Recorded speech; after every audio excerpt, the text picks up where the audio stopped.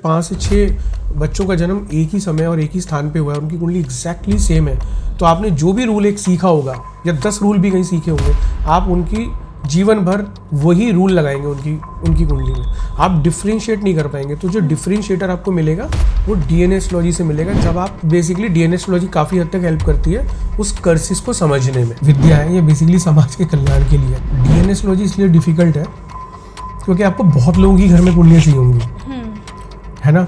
अब जो वृद्ध व्यक्ति होंगे उस समय के पास उनका डेटा भी नहीं होगा तो वो थोड़ा सा टेंटेटिव होगा वो, है ना। बट अगर आपको काफ़ी कुंडलियाँ चाहिए, ऐसा नहीं है, ये इतना आसान भी नहीं है, आपको काफ़ी कुंडलियाँ चाहिए होंगी। सिर्फ 7th हाउस देख के ही नहीं पता लगेगा, आपको और भी कुछ देखना पड़ सकता है। फैमिलीज के कुछ स्पेसिफिक पैटर्न्स होते हैं जी, इन टर्म्स ऑफ डिजीज और इन टर्म्स ऑफ वेल्थ, तो इसको हम डीएनए एस्ट्रोलॉजी के थ्रू कैसे डिफाइन करेंगे? बुध ग्रह बोलते हैं वो नर्वस सिस्टम को गवर्न करता है, तो मुझे वो भी देखना पड़ेगा, ठीक है। चंद्रमा स्किन का प्रॉब्लम भी दे सकता है, मतलब बहुत एक्सेसिव ड्राई स्किन भी दे सकता है वो। ऐसी कौन सी प्रॉब्लम है या कौन सी ऐसी डिजीज़ है जो कि आपने पैटर्न के रूप में देखी, फैमिली टू फैमिली, मतलब generation to generation? Heart issues में मैंने देखा कि अगर किसी की फैमिली में हार्ट इश्यूज़ है तो मैंने देखा वो रेपिटेटिव पैटर्न है कि जैसे ओबेसिटी वाला एक इशू है आजकल, तो न्यू जनरेशन में तो बहुत ज़्यादा है, इवन बच्चों में बहुत ज़्यादा है, तो इसके पीछे ऐसा कौन सा प्लान? अगर मुझे मेडिकल एस्ट्रोलॉजी पे कुछ प्रिडिक्शन करना है या मुझे समझाना है तो मेरे को वो देखना है किस घर में गया, किस राशि में गया, किस नक्षत्र में गया, किस प्लैनेट के साथ किया है, तो वहाँ पे फिर वो कुछ अलग तरीके से भी बिहेव कर सकता है। बहुत सारे कार्मिक ऋण ही हो गए, तो ये कार्मिक नोड ओपन करने के लिए क्या जो डीएनए एस्ट्रोलॉजी में जो सजेशंस हैं या जो रेमेडीज़ हैं, जो हम उपाय बोलते हैं, क्या काम करती है? नमस्कार, स्वागत करते हैं आर्टिस्ट के कुछ स्पेशल एपिसोड में। और आज हमारे साथ हैं जाने माने एस्ट्रोलॉजर मिस्टर प्रकाश जी, जो कि एक लेखक भी हैं और एक फिलोसफर भी हैं। तो आज हम इनसे बात करेंगे डीएनए एस्ट्रोलॉजी के बारे में कि कैसे एक परिवार की कुंडलियाँ एक दूसरे से कनेक्टेड होती हैं। एक ये बहुत ही इंटरेस्टिंग टॉपिक है एक हमारे वैदिक ज्योतिष का। तो प्लीज़ हमारे चैनल को लाइक और सब्सक्राइब जरूर कीजिएगा।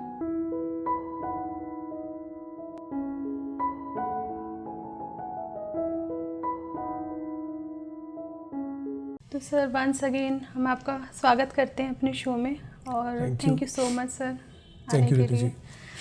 तो सर हमने लास्ट एपिसोड में बात की थी डीएनए एस्ट्रोलॉजी के लिए कि जो कुंडली है, कुंडली में जो रिलेशनशिप्स हम देखते हैं लाइक स्पाउस है, ब्रदर सिस्टर, होल फैमिली का जो है, अगर हम उसको रैप कर दें एक कॉन्सेप्ट में, देन यू सेड कि it will under DNA astrology. तो सर मैं थोड़ा सा अपने व्यूअर्स के लिए जानना चाहूँगी कि व्हाट इज़ डीएनए एस्ट्रोलॉजी? मतलब DNA astrology means is a micro concept of traditional astrology और is it something else? Okay, see ये माइक्रो कॉन्सेप्ट ही है और ट्रेडिशनल एस्ट्रोलॉजी से कुछ हटके नहीं है। ट्रेडिशनल एस्ट्रोलॉजी तो बेस है, बेसिकली इसको बेस बनाकर डीएनए एस्ट्रोलॉजी पे मेरी रिसर्च है। तो जब हम बात करते हैं किसी व्यक्ति विशेष की एक कुंडली की, तब हम कहते हैं कि भाई वो अब उसको बोल सकते हो ट्रेडिशनल ज्योतिष बोल सकते हो उसको। डीएनए एस्ट्रोलॉजी में जो मेरी रिसर्च है वो ये है कि पूरे परिवार की कुंडली समझना और देखना। अगर आपको याद हो तो मैंने बताया था कि कोई भी एक व्यक्ति की कुंडली नहीं होती है ना, वो कुंडली पे उसका आधिपत्य उनके परिवार में रहने वाले और जातकों का भी होता है, पेरेंट्स का भी होगा, स्पाउस रिलेटिव्स का भी होगा और सिबलिंग्स उनका भी होगा। क्योंकि अगर हमको वो डिफ्रेंशिएशन नहीं करना आया तो हम क्या करेंगे गलती कि हम एक ही रूल को हर बच्चे की कुंडली में वही लगाएंगे। क्योंकि अगर आपको याद हो तो मैंने बताया था कि अगर 5 से 6 बच्चों का जन्म एक ही समय और एक ही स्थान पे हुआ है, उनकी कुंडली एग्जैक्टली सेम है, तो आपने जो भी रूल एक सीखा होगा या 10 रूल भी कहीं सीखे होंगे, आप उनकी जीवन भर वही रूल लगाएंगे उनकी कुंडली में। आप डिफ्रेंशिएट नहीं कर पाएंगे। तो जो डिफ्रेंशिएटर आपको मिलेगा वो डीएनए एस्ट्रोलॉजी से मिलेगा। जब आप उनकी फैमिली में और लोगों की भी कुंडलियाँ देखेंगे तो आपको वो डिफ्रेंशिएटर पता चलेगा कि हाँ ये बच्चा तो सही है, मतलब शारीरिक मानसिक, और एक दूसरा बच्चे को ऑटिज्म है। तो वो तभी पता लगेगा जब आप और फैमिली रिलेटिव जो ब्लड रिलेटिव्स हैं उनकी कुंडली देखोगे। तो उसमें पता चलेगा कि ऐसा कोई कर्स है जिसको लेके वो फैमिली में वो आया है। तो बेसिकली डीएनए एस्ट्रोलॉजी काफ़ी हद तक हेल्प करती है उस कर्सिस को समझने में। ओके। राइट, तो ट्रेडिशनल एस्ट्रोलॉजी के ऊपर ही इसका बेस है, बट ट्रेडिशनल एस्ट्रोलॉजी को ये किसी भी तरीके से निगेट नहीं कर रही, बिल्कुल वही है, बट एक स्टेप आगे है। और माइक्रो, जैसे आपने बोला इसका माइक्रो कॉन्सेप्ट है, तो यस, और डिटेल्ड में देखने की इसको विधा मैं बोल सकता हूँ। तो जैसे डीएनए एस्ट्रोलॉजी की हम जो एक हमने नोटिस करते हैं कि कुछ फैमिलीज के कुछ स्पेसिफिक पैटर्न्स होते हैं जी, इन टर्म्स ऑफ डिजीज और इन टर्म्स ऑफ वेल्थ, तो उसको हम डीएनए एस्ट्रोलॉजी के थ्रू कैसे डिफाइन करेंगे? सी डिसीज का तो पार्ट मेजर ही है ही। मान लीजिए किसी की फैमिली में किसी को शुगर की प्रॉब्लम है, मतलब कोई डायबिटिक है, मगर अगर आप ट्रेस करेंगे उनकी फैमिली में और आपको मिल जाते हैं वो कुछ कॉमन सी चीज़ें मिल जाती हैं कि उनके माता पिता को भी वो डायबिटिक हैं या उनके नाना नानी दादा दादी भी हैं, तो आपको वो समझने में आसानी होगी कि ये जो जिस जातक को अभी डायबिटीज़ है ये क्यों है, क्योंकि जेनेटिक है। डीएनए का मतलब ही बेसिकली जीन से है, जेनेटिक मतलब कोई चीज़ है। तो अगर जब हम पाप और पुण्य की भी बात करते हैं तो हम कहते हैं ना कि पूर्वजों ने या हमने पिछले जन्म में या हमारे पूर्वजों ने कुछ ऐसा किया होगा तो हम तक वो आ गया। जैसे मान लीजिए किसी के दादा दादी ने, माता पिता ने कोई मार्केट से कर्जा उठाया, कोई डेट्स लिया, लोन लिया, बैंकिंग लोन लिया, अब वो मतलब किसी दुर्घटना में दे पास अवे, अब वो लोन कौन चुकाएगा? बच्चा है ना। तो सेम वही चीज़ है, मतलब जेनेटिक है। तो अगर कोई चीज़ पहले से चली आ रही है तो ये बहुत हद तक पॉसिबल है कि आगे भी वही चीज़ आपको वो मतलब ट्रांसफ़र हो जाए, वो जनरेशन टू जनरेशन जीन्स के थ्रू। तो मेडिकल साइंस में तो ये बहुत हद तक जो है जेनेटिक हमको चीज़ें समझ में आती है, बट जब मैंने इसको ज्योतिष से मैंने इसको जोड़ता हूँ तो मैंने इसको जो रिसर्च की वो डीएनए एस्ट्रोलॉजी में मैंने इसको ऐसे करके देखा कि हाँ कुछ चीज़ ऐसी हैं जो कि कर्सिस के रूप में दिख रही हैं कि हाँ पहले अगर पेरेंट्स की कुंडली में वो कुछ चीज़ है तो वो क्यों रिपीट हो रही है आने वाली जनरेशन में, तो वो हेल्प होती है। अब बात आपने पूछी वेल्थ की, ऑफ कोर्स अगर कोई वेल्दी इंसान है तो बहुत हद तक चांस है कि आने वाली जनरेशन को भी वो वेल्थ पास ऑन हो जाएगी। मैं आप इसको कोई रूल ना समझें कि 100 जातकों के साथ ऐसे ही होगा, क्योंकि मोस्ट ऑफ द केसेस में ऐसा ही होगा। अगर कोई गरीब है तो आपने देखा कि माँ बाप भी गरीब थे, बच्चा भी को भी मतलब शिक्षा ढंग से नहीं मिली, ठीक है, तो उसका भी जीवन गरीबी में बीता। तो कहने का मतलब है ये चीज़ भी आप डीएनए एस्ट्रोलॉजी से देख सकते हो, क्योंकि जब मैं बात करता हूँ डीएनए तो I am talking about the genetic problem. अब इसको फिलोसफिकल वे में भी समझ सकते हो, मेडिकल वे में भी समझ सकते हो और प्योर एस्ट्रोलॉजी के थ्रू भी समझ सकते हो। It depends upon your calibre. Generally जैसे अगर मैं मेडिकल टर्म्स में भी बोलूँ तो जैसे आपने डायबिटीज़ डिस्कस किया, तो डायबिटीज़ तो जनरली हमने बहुत सारी फैमिलीज में देखा भी है कि वो जनरेशन टू जनरेशन वो दिखाई देता ही है। करेक्ट। जो मतलब हम जो नॉर्मल एक पीपल है कि एक एस्ट्रोलॉजर नहीं है जो, वो भी एक इस चीज़ को नोटिस करता है, बट इट्स मतलब नाइस कि हाँ ये डीएनए एस्ट्रोलॉजी एक इस कॉन्सेप्ट को काफ़ी अच्छे से। मगर अगर आपको लगता है कि सिर्फ यही एक डिसीज़ है तो नहीं, मान लीजिए किसी की फैमिली हिस्ट्री में ब्रेस्ट कैंसर है तो वो भी हमें पता चलेगा डीएनए एस्ट्रोलॉजी में ऐसा क्यों है। अगर हम बात करते हैं किसी को प्रॉब्लम है, जैसे उसके पेरेंट्स को या फादर को प्रॉब्लम थी, कोई कार्डियोवैस्कुलर प्रॉब्लम थी, सीवीडी जिसको बोलते हैं, तो हो सकता है आने वाले जो जनरेशन में उनको भी हार्ट रिलेटेड प्रॉब्लम हो, तो वो भी हम डीएनए से देख सकते हैं। तो सर जो हमारा हॉरोस्कोप होता है, कुंडली होता है, तो सर इसमें जो आप ये जज करते हैं कि हाँ ये वाला जो एक डिजीज़ है ये पास ऑन हो रहा है, तो इसके कुछ पर्टिकुलर कॉम्बिनेशंस होते हैं? हाँ, इनके पर्टिकुलर कॉम्बिनेशंस होते हैं। आपको वो कॉम्बिनेशंस अगर आपने एक बार वो समझ लिए तो आपको समझ में आएगा कि ये रिपीट क्यों हो रहे हैं। एटलीस्ट आपको ये तो पता चल जाएगा कि इसका रूट कॉज ये है, एटलीस्ट ये तो पता चलेगा। वरना देखो समाधान तो बहुत बात की बात है, मगर एटलीस्ट रूट कॉज पता चल गया तो एटलीस्ट ये पता चल जाएगा आपको कि हाँ ये रिपीट क्यों हो रहा है। सर जैसे मैं बात करूँगी डीएनए एंड एस्ट्रोलॉजी, तो सर जैसे कोई व्यक्ति है तो उसकी लाइफ में जो प्लैनेट्स हैं तो और उसके जो जीन्स हैं, तो प्लैनेट्स एंड उस व्यक्ति के जो जीन्स हैं वो आपस में कैसे कनेक्ट करते हैं?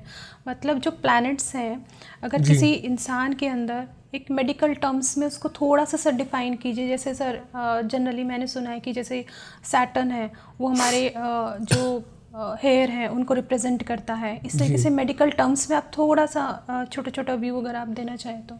रितु जी, हर प्लैनेट का एक कारकत्व है और हर प्लैनेट को कोई ना कोई एक सर्टेन बॉडी ऑर्गन जो है उससे वो रिलेट करता है। अब जैसे कि हम बात करते हैं चंद्रमा की, तो सबको पता है वो मन का कारक है ना। तो वो अगर मैं ऑटिस्टिक बच्चे का मैं चार्ट देखूंगा या जिसको ADHD की प्रॉब्लम है, या जब समय के साथ साथ कोई ग्रोन अप इंसान है तो उसको डिमेंशिया की प्रॉब्लम है या पार्किंसन की प्रॉब्लम है या अल्जाइमर की प्रॉब्लम है, तो चंद्रमा के साथ साथ वहाँ पे उसका मर्करी भी मुझे देखना पड़ेगा, क्योंकि जो मर्करी है जिसको बुध ग्रह बोलते हैं वो नर्वस सिस्टम को गवर्न करता है, तो मुझे वो भी देखना पड़ेगा। ठीक है, ऐसे ही समय के साथ साथ, यानी कि जो जिसको हम काल बोलते हैं उसके साथ साथ वो कारकत्व बदल सकता है। आज अगर किसी की एज में चंद्रमा किसी चीज़ को रिप्रेजेंट कर रहा है तो वो ज़रूरी नहीं है कि वो जीवन भर वैसा ही रहेगा। वो चंद्रमा आगे चलकर कुछ और भी कारकत्व को वो डिनोट कर सकता है। वो जैसे कि वो चंद्रमा स्किन का प्रॉब्लम भी दे सकता है, मतलब बहुत एक्सेसिव ड्राई स्किन भी दे सकता है वो अगर चंद्रमा अफ्लिक्टेड हुआ। तो ऐसा नहीं है कि आज कोई कारकत्व को चंद्रमा रिप्रेजेंट करता है, जैसे मन को कर रहा है, तो अगर किसी को एंग्जाइटी की प्रॉब्लम है, डिप्रेशन है, तो इसका मतलब ये नहीं कि चंद्रमा के पास और कारकत्व नहीं है। चंद्रमा के पास और भी कारकत्व है, क्योंकि अगर आपने एक प्रॉब्लम को पकड़ना है और दूसरी प्रॉब्लम सामने आ गई आपको, तब वहाँ पे आपको एक दिक्कत ये आएगी कि आपको पता है कि यार चंद्रमा को तो इतना ही एरिया मिला हुआ है और दूसरा नहीं है, बट ऐसा नहीं है। हर प्लैनेट के पास मल्टीपल जो है ना डोमेन है। जैसे मरकरी के पास अगर एक डोमेन है, मैंने बोला नर्वस सिस्टम का, तो मरकरी के पास बहुत सारे ऐसे डोमेन्स हैं जिनको वो गवर्न करता है, जो कि मैं मेडिकल एस्ट्रोलॉजी में बताता हूँ कि मरकरी के पास सिर्फ एक ही डोमेन नहीं है, मरकरी के पास ये डोमेन भी है। इस सर्टेन डिसीज में आपको मरकरी को भी देखना है, या इस सर्टेन डिसीज में आपको भी मरकरी को देखना है। तो एक प्लैनेट के पास मल्टीपल डोमेन हो सकते हैं। सर ऐसा कौन सा प्लैनेट है जो मेजरली एक इन टर्म्स ऑफ मेडिकल जो एक जातक है उसको बीमारी देने में सबसे ज़्यादा एक्टिव रहता है? कोई एक प्लैनेट नहीं होता, 9 के 9 प्लैनेट ही रिस्पॉन्सिबल हैं कभी भी किसी भी बीमारी या डिसीज़ को एक्टिवेट करने के लिए। तो कोई एक प्लैनेट रिस्पॉन्सिबल नहीं है, कोई भी एक नहीं है। वो कोई भी एक कॉन्फ़िगरेशन हो सकती है प्लैनेट में, कोई भी एक कॉन्फ़िगरेशन सर्टन स्थिति में जब प्लैनेट बैठे होंगे तो हो सकता है उस सर्टन दशा में या ट्रांजिट में वो एक्टिवेट हो जाए और वो उसको प्रॉब्लम हो जाए। तो कोई एक प्लैनेट नहीं होता, ये तो एक कॉन्फ़िगरेशन, एक समीकरण है। हो सकता है कोई सर्टन ट्रांजिट में वो डिसीज़ एक्टिवेट हो जाए, हो सकता है सर्टन महादशा अंतरदशा में हो जाए, इट डिपेंड्स। सर जैसे हम आजकल देख रहे हैं कि ऑटिज्म के जो केसेस हैं बच्चों में वो बढ़ते जा रहे हैं, डे बाय डे इंक्रीज ही हो रहे हैं जी। तो क्या किसी फैमिली के चार्ट में या किसी फैमिली के पैटर्न में क्या ऑटिज्म होना जनरेशन टू जनरेशन, ये कैसे आप इसको बताइए थोड़ा सा। वैसे अभी तक मेरी नज़र में तो ऐसा नहीं आया कि किसी एक फैमिली में ऑटिज्म है तो आने वाली जनरेशन में भी हुआ, नहीं, मैंने ऐसा तो नहीं पाया। किसी एक फैमिली में मैंने पाया, मैंने देखा कि बच्चे को ऑटिज्म होने से माँ बाप को, जो पेरेंट्स को बहुत ज़्यादा सफरिंग हो रही है, बहुत ज़्यादा तकलीफ़ हो रही है। तो मैंने आने वाली ऐसी कोई अपकमिंग जनरेशन में मैंने कभी क्लाइंट से नहीं सुना कि भाई उनकी आने वाली जनरेशन में भी ये प्रॉब्लम थी। बस एक ही बार सुना मैंने कि एक सर्टन टाइम पे एक बच्चे को प्रॉब्लम हुई, जब मतलब ये भी एक मानसिक रोग ही है जिसमें बच्चा हैंड्स एंड आई कोऑर्डिनेशन उसका डिस्टर्ब है, या वो ADHD की है, वो अटेंशन डेफिसिट है वो। तो कहने का मतलब ये है कि इस सर्टन प्रॉब्लम को मैंने रिपीटेटिव नहीं पाया, एक ही बार पाया। तो सर ऐसी कौन सी प्रॉब्लम है या कौन सी ऐसी डिजीज़ है जो कि आपने पैटर्न के रूप में देखी है फैमिली टू फैमिली, मतलब जनरेशन टू जनरेशन? एक तो जैसे मैंने बोला डायबिटिक मैंने देखा, और इंसुलिन की प्रॉब्लम जिसको हम बोलते हैं कि इंसुलिन की वजह से शुगर का जो है स्पाइक आना। दूसरा मैंने ब्रेस्ट कैंसर में देखा रेपिटेटिव पैटर्न, और हार्ट इश्यूज़ में मैंने देखा कि अगर किसी के फैमिली में हार्ट इश्यूज़ हैं तो मैंने देखा वो रेपिटेटिव पैटर्न है। तो एटलीस्ट ये वाला, और मैंने एक पीसीओडी की प्रॉब्लम भी मैंने काफ़ी रेपिटेटिव पाई, जो हार्मोनल प्रॉब्लम है फीमेल में, वो मैंने काफ़ी रेपिटेटिव पाई। और ओबिसिटी की प्रॉब्लम मैंने काफ़ी रेपिटेटिव पाई। ओबिसिटी की तो बहुत ज़्यादा इनफैक्ट पाई। हाँ सर, यही मेरा अगला क्वेश्चन एक्चुअली यही था कि जैसे ओबिसिटी वाला एक इशू है आजकल तो न्यू जनरेशन में तो बहुत ज़्यादा है, इवन बच्चों में बहुत ज़्यादा है। तो इसके पीछे ऐसा कौन सा प्लैनेट है कि वो इसके लिए रिस्पॉन्सिबल है? थोड़ा सा आप इसको बताइए। श्योर। सी, एक तो जेनेटिक है जिसको हम कभी भी रूल आउट नहीं कर सकते। कोई भी अगर डिसीज़ है तो सबसे पहले आप ये ढूंढो कि जेनेटिक तो नहीं है, सबसे पहले ये ढूंढो।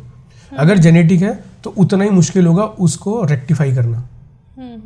बट मैं एस्ट्रोलॉजी की बात कर रहा हूँ, मेडिकल साइंस की नहीं मैं बात कर रहा, मैं एस्ट्रोलॉजी की बात कर रहा हूँ। When I talk about rectification, ठीक है, मैं मेडिकल साइंस की बात नहीं कर रहा, मैं बात कर रहा हूँ जब कोई डिसीज़ है और जब एस्ट्रोलॉजी की हेल्प ली जाए तो मैं उसकी बात कर रहा हूँ कि उसकी एक लिमिटेशन हो सकती है when it comes to genetic, ठीक है। अब अगर आपने पूछा कि ओबेसिटी, हाँ, तो अगर मान लीजिए दूसरा जो फैक्टर आता है वो लाइफ स्टाइल है, मतलब फास्ट फूड और इस तरीके का जो है ना, खाना खाने से और सेडेंटरी लाइफ स्टाइल होने से, एक्सरसाइज नहीं होने से ये कभी भी हो सकती है प्रॉब्लम। तो अब अगर हम बात करें इसके लिए प्लैनेट कौन से रिस्पॉन्सिबल है, तो बृहस्पति एक सबसे ज़्यादा इंपॉर्टेंट प्लैनेट है जो इसके लिए, क्योंकि बृहस्पति वसा का कारक है, जो कि जिसको हम चर्बी, फैट बोलते हैं। तो अगर बृहस्पति कहीं ना कहीं कुंडली में अफ्लिक्टेड है तो आपको फैट की प्रॉब्लम होगी, मतलब मोटापे की प्रॉब्लम होगी, इररिस्पेक्टिव वो एज क्या है। वो बच्चे, एक छोटे बच्चे को भी हो सकती है वो, और वो शादी के बाद फीमेल में भी हो सकती है।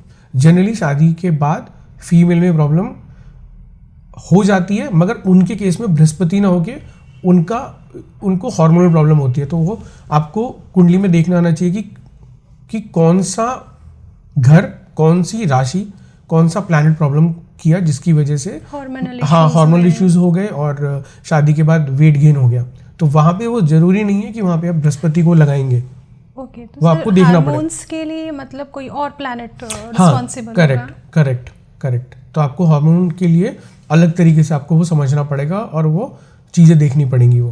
तो सर जैसे हम बात करें प्लैनेट्स की, तो उसमें नक्षत्र का कितना रोल है मेडिकल एस्ट्रोलॉजी में? डीएनए के लिए। अच्छा, डीएनए के लिए मतलब जो हम जेनेटिक जो एक इश्यूज हैं तो उसमें नक्षत्र कितना रोल प्ले करते हैं? हाँ, नक्षत्र में मैं अभी डीएनए एस्ट्रोलॉजी में मैं रिसर्च कर रहा हूँ और मैंने अभी जैसे कुछ नक्षत्र भी मैंने पाए हैं कि वो ज़्यादा कष्टकारी होते हैं, वो ज़्यादा प्रॉब्लम देते हैं।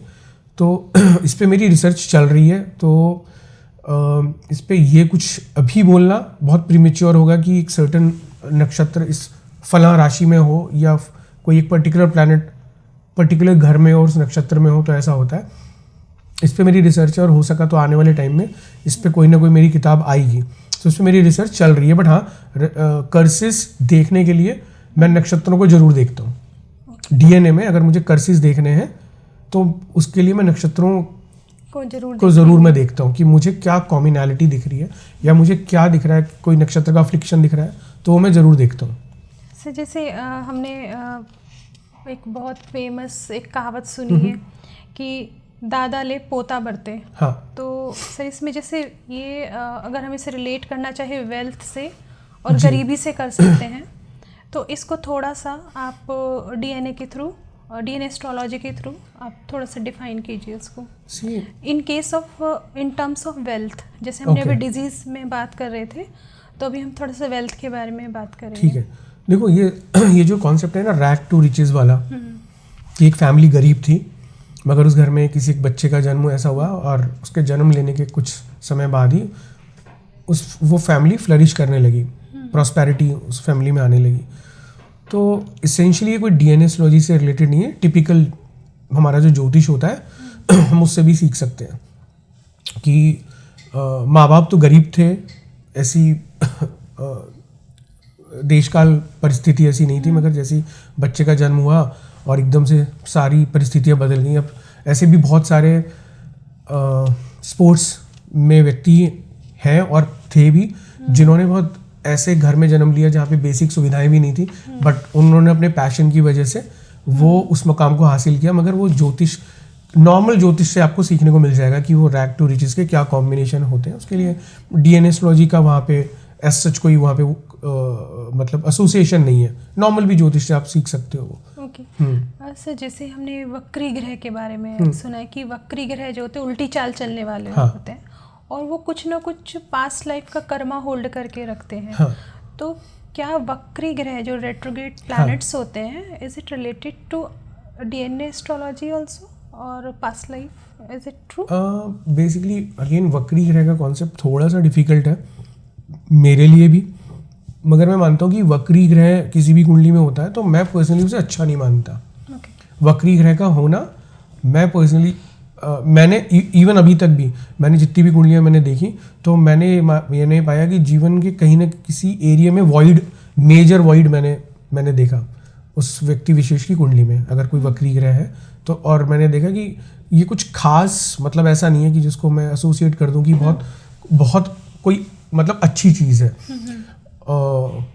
हो सकता है हो भी, बट मैंने ऐसा पाया कि वक्री ग्रह का होना थोड़ा सा प्रॉब्लम देता है जीवन में।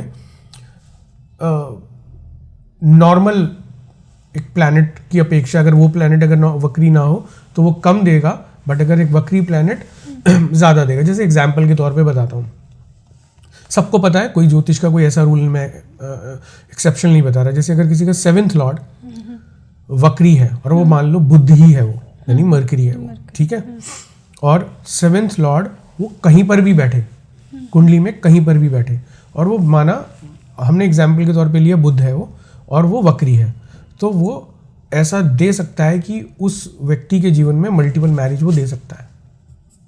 तो एक एग्जाम्पल के थ्रू मैं समझा रहा हूँ कि मतलब ऐसा प्रॉब्लम वो उसको दे सकता है। वो ऐसे ही अगर जब मैं इसको मेडिकल एस्ट्रोलॉजी में देखता हूँ तो अगर मुझे देखना है 7th लॉर्ड मरकरी है, अगर मुझे मेडिकल एस्ट्रोलॉजी पे कुछ प्रिडिक्शन करना है या मुझे समझाना है तो मेरे को वो देखना है किस घर में गया, किस राशि में गया, किस नक्षत्र में गया, किस प्लैनेट के साथ किया है। तो वहाँ पे फिर वो कुछ अलग तरीके से भी बिहेव कर सकता है। अदर देन मैरिज के अलावा भी वो कुछ ना कुछ और प्रॉब्लम क्रिएट करने की कोशिश वो कर सकता है। जैसे कि मान लो वो आप ऐसा मान लीजिए वो 6th हाउस में चला गया, 7th लॉर्ड 6th में चला गया, इन 6th हाउस, ओके, और वो वहाँ पे 4th लॉर्ड के साथ बैठा हुआ है, राइट, 4th लॉर्ड के साथ वहाँ पे बैठा हुआ है, ठीक है। तो ये हो सकता है कि वो प्रॉपर्टी में कोई इशू दे, और वो इशू जो हो वो आपके सिबलिंग के साथ भी हो सकता है वो, और एक जनरल भी इशू हो सकता है। तो मतलब मैं वक्री का कोई एग्जाम्पल जो मैंने 2 दिए आप उसको ऐसे समझिए। तो जनरल लाइफ में भी आप ऐसे देख सकते हो, शादी के केस में भी देख सकते हो, और मेडिकल एस्ट्रोलॉजी में भी अलग अलग तरीक़ों से उसको देख सकते हो। सर जैसे राहु केतु तो नेचुरली रेट्रोग्रेड प्लैनेट्स हैं, तो क्या ये कार्मिक ग्रह हैं? मतलब in terms of DNA astrology, in terms of medical astrology, मतलब ये क्या करते हैं कुंडली में अगर होते हैं राहु केतु कुछ स्पेसिफिक पोजीशंस में? बेसिकली 9 के 9 प्लैनेट कार्मिक है, ऐसा नहीं है कि राहु केतु ही है, 9 के 9 ही है। सबको अपना एक रोल मिला हुआ है। किसी का अगर जन्म हुआ है तो 9 के 9 प्लैनेट ने काम करना है, किसी 2 प्लैनेट ने जिंदगी गवर्न नहीं करनी, सब नहीं काम करना है जन्म से लेकर मृत्यु तक। तो सारे ही कार्मिक प्लैनेट है। और हाँ ये बात है क्योंकि जब उनका ट्रांजिट होता है एक सर्टन टाइम के बाद अलग अलग राशियों में, तो उनका रिजल्ट तुरंत देखने को मिलता है, अच्छा या बुरा जो भी है वो तुरंत देखने को मिल जाता है, वो एकदम से एक्टिवेट होते हैं। वो सेम चीज़ शनिदेव के साथ भी है, जैसे ही वो किसी नई राशि में जाते हैं वो तुरंत एक्टिवेट होते हैं और कुछ ना कुछ जीवन में देते हैं, वो कुछ ना कोई घटना को जन्म वो देते हैं। तो सारे ही प्लैनेट कार्मिक है।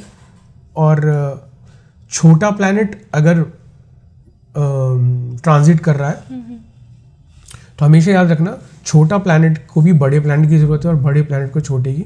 मान लीजिए राहु केतु ने कहीं ट्रांजिट किया, वो किसी घटना को उन्हें परिणित करना है, तो वो हो सकता है वेट करें किसी छोटे प्लैनेट का कि सर्टन हाउस में आ जाए तो हम एकदम से एक्टिवेट हो जाएंगे। वो वेट कर सकते हैं सूर्य का, बुध का, शुक्र का, मंगल का, चंद्रमा का, और फिर एकदम से एक्टिवेट हो सकते हैं। तो सारे प्लैनेट एक हार्मनी और सिंक में ही काम कर रहे हैं, मतलब team as a team work काम कर रहे हैं, एज ए टीम वर्क काम कर रहे हैं। हमें लगता है कि राहु केतु एक राशि में आ गए तो वो घटना ऐसे हो रही है, मगर कहीं ना कहीं वो और प्लैनेट का साथ लेके ही चलेंगे। वो अकेले वो एक एक्सिस पे जरूरी नहीं कि वो परेशान करें, उनको कोई ना कोई प्लैनेट चाहिए उस घटना को अंजाम देने के लिए या उस घटना को परिणित करने के लिए। उनको बाकी के प्लैनेट की भी आवश्यकता है, शनि को भी बाकी प्लैनेट की आवश्यकता है, सबको ज़रूरत है, सबको ज़रूरत है। अगर कोई अमीर भी बन रहा है कि पैसा आ रहा है तो ऐसा नहीं है कोई एक ही प्लैनेट देगा, उसको भी और प्लैनेट की ज़रूरत पड़ेगी, पड़ेगी। सर जैसे हम किसी फैमिली में नोटिस करते हैं कि मैरिज रिलेटेड इश्यूज हैं और वो generation to generation pass on हो रहा है। जैसे मैं उनके कई ब्रदर हैं जी, तो एक अनमैरिड रह गए, देन नेक्स्ट जनरेशन में फिर एक अनमैरिड रह गया, और देन नेक्स्ट जनरेशन में फिर एक अनमैरिड रह गया जी। तो is it related to any karmic? हाँ, हो सकता है ऋण और डीएनए एस्ट्रोलॉजी। हाँ, हो सकता है। ये हम इसे हम डीएनए एस्ट्रोलॉजी के मतलब कि उसके सापेक्ष मतलब देख सकते हैं। डीएनए एस्ट्रोलॉजी की हेल्प से हम देख सकते हैं कि ऐसा क्यों हो रहा है। एक फैमिली में मैरिज प्रॉब्लम आ रही है, फिर आगे आने वाली जनरेशन में भी आ रही है, तो हम डीएनए एस्ट्रोलॉजी से देख सकते हैं कि ये प्रॉब्लम क्यों हो रही है। ये तो हम देख ही सकते हैं, एटलीस्ट ये हमें पता चल जाएगा 100% कि प्रॉब्लम क्यों हो रही है। 100% हमको पता लग जाएगा मैरिज मतलब हाँ, इसमें कुछ स्पेशल हम कोई भी चीज़ अगर रिपीट हो रही है ना, कोई भी चीज़ अगर पैटर्न रिपीट हो रहा है तो हमको डीएनए एस्ट्रोलॉजी से पता लग जाएगा। 100% ये हमको पता लग जाएगा। ओके, तो इसमें जो हमारा फोकस रहेगा 7th हाउस ऑफ कुंडली। हाँ, डेफिनेटली 7th हाउस कुंडली रहेगा। और हो सकता है कि देखिए डीएनए एस्ट्रोलॉजी इसलिए डिफिकल्ट है क्योंकि आपको बहुत लोगों की घर में कुंडलियाँ चाहिए होंगी, है ना। अब जो वृद्ध व्यक्ति होंगे उस समय के पास उनका डेटा भी नहीं होगा तो वो थोड़ा सा टेंटेटिव होगा वो, है ना। बट अगर आपको काफ़ी कुंडलियाँ चाहिए, ऐसा नहीं है, ये इतना आसान भी नहीं है, आपको काफ़ी कुंडलियाँ चाहिए होंगी। सिर्फ 7th हाउस देख के ही नहीं पता लगेगा, आपको और भी कुछ देखना पड़ सकता है ना। तो आपको पहले तो वो डेटा चाहिए, फिर वो सबका डेटा बना के बाद कुंडली बनाने के बाद आप सबको एक साथ समझने की कोशिश करोगे कि क्या मुझे कॉमन चीज़ दिख रही है, वो मुझे ऐसी क्या चीज़ है जिससे ये प्रॉब्लम मतलब कर रहा है इस फैमिली के अंदर।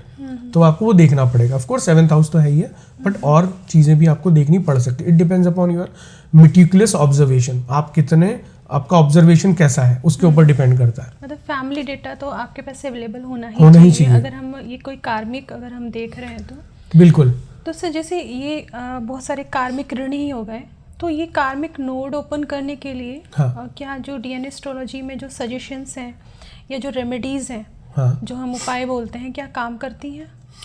नहीं, मैं कह सकता नहीं, इस बात को मैं नहीं कह सकता।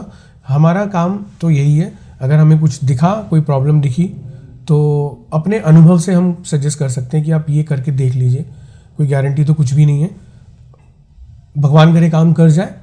हम तो यही सोचते हैं कि भाई भगवान करे काम कर जाए, मगर हाँ गारंटी से तो कुछ नहीं बता सकते, क्योंकि अगर हमने गारंटी दे दी तो हम खुद ही फिर ईश्वर बन जाएंगे ना। तो फिर तो आप समझ रहे हैं, हम ही ईश्वर बन गए, फिर कहाँ पे जाने की ज़रूरत। तो हम नहीं बता सकते किसी को। आई थिंक सर इतना भी बहुत काफ़ी है किसी इंसान के जानने के लिए कि जो मेरी ज़िंदगी में घटित हो रहा है वो किसी एक कर्मा के वजह से ही है, और ये जो इफ़ेक्ट है इसका एक कॉज है। और जब इंसान कॉज को समझ जाता है तो आई थिंक उसके लिए वो वाली जो घटनाएं घटित हो रही है उनको लेना और उनके लिए सॉल्यूशन ढूंढना थोड़ा इजी हो जाता है। आई थिंक यही काफ़ी है।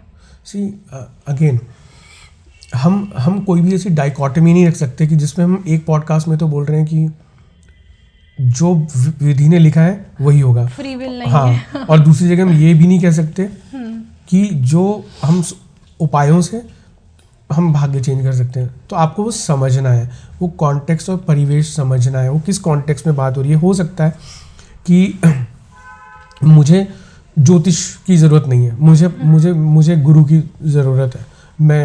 मैंने कोई संत या गुरु मैंने पा लिए, उनसे मैंने अपना मन हल्का करने के लिए अपना दुख शेयर कर लिया, उन्होंने मुझे आशीर्वाद दे दिया, ठीक है। और मेरे लिए हो सकता है कि मतलब वही रेमेडी के तौर पे काम करेगी, और फिर वही मैंने आगे अपने सबको बताया कि आप भी वहाँ जाओ और आपको एक अलग अनुभव होगा और आपकी लाइफ बदल जाएगी। सर मतलब आप ये कहना चाहते हैं कि एक एस्ट्रोलॉजर को, एक अच्छा एस्ट्रोलॉजर बनने के लिए एक अच्छा काउंसलर होना बहुत ज़रूरी है, एक अच्छा ह्यूमन बीइंग होना बहुत ज़रूरी है, वो कंपैशन होना बहुत ज़रूरी है। अगर आप कंपैशनेट नहीं है, सामने वाले की प्रॉब्लम आप मतलब आप वो फील नहीं कर सकते, वो सोच नहीं सकते उस पर क्या गुजर रही है, आप उसके शूज़ में अपने आप को रख के नहीं देख सकते, तो फिर मैं यही बोलूँगा कि ये विद्या तो फिर कमोडिटी जैसी है। आप कुछ बेच रहे हो और फिर उस पर आप गारंटी दे रहे हो। मैं ये बेसिकली थोड़ी सी ये जो विद्या है ये बेसिकली समाज के कल्याण के लिए है। तो ऑफ कोर्स मैं ये भी नहीं कहना चाह रहा कि आपका अपना आपकी अपनी जिम्मेदारियां नहीं है, वो आपको ऑफ कोर्स वो भी अपने परिवार के प्रति वो भी पूर्ण करनी है। बट अगेन ये वाली बात है, अगर ईश्वर में विश्वास है तो और ईश्वर में आपको ये है कि ईश्वर होते हैं, तो विश्वास मानिए आप किसी की मदद करने जाएंगे तो भगवान भी आपकी मदद करेंगे, ये बात 100% है।